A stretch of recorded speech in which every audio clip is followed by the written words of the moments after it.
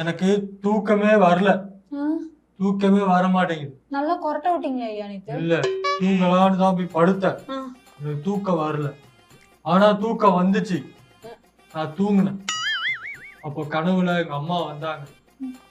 வந்து குப்பை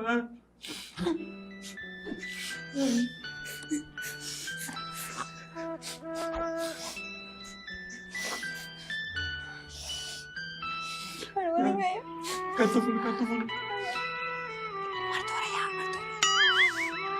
பேர இந்த மாதிரி பண்றாருன்னு சொல்லி கேட்டாங்க. அவர் என்ன பண்ணிருக்காரு, கழுத்தை நெரிச்சு கொல்லணும் அப்படின்னு சொல்லி சொன்னதுக்கு ஒருத்த வந்து ஒரு பதிவு போட்டிருக்கு. அவனுக்கு கூப்பிட்டு பதவி கொடுக்குறாங்க.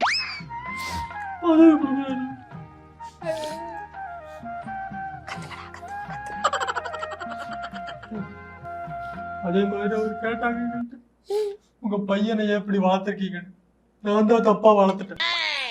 பையனை நான் தான் தப்பா, எந்த ஒரு தகப்பனும் பண்ணாதது என் பையனுக்கு பண்ணேன். பெரிய பொறுப்பு கொடுத்தேன், பெரிய பதவி கொடுத்தேன், எல்லாமே பண்ணேன். கடைசியில நெஞ்சிலையும் முதுகுலையும் ஈட்டி, பெரிய ஈட்டி எடுத்து குத்துறாங்க. இதெல்லாம் நான் பாத்துக்கிறேன்.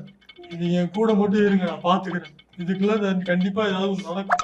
நீங்க இருப்பீங்க இல்லையா? எல்லாரும் கேக்குறாங்க, இவ்வளவு நாள் பொறுத்துக்கிட்டாரு, ஒரு 5 வருஷம் பொறுத்துக்க மாட்டாரான்ட்டு. பொறுத்துக்க மாட்டாங்க, தூக்கி அடிக்கிறாங்க.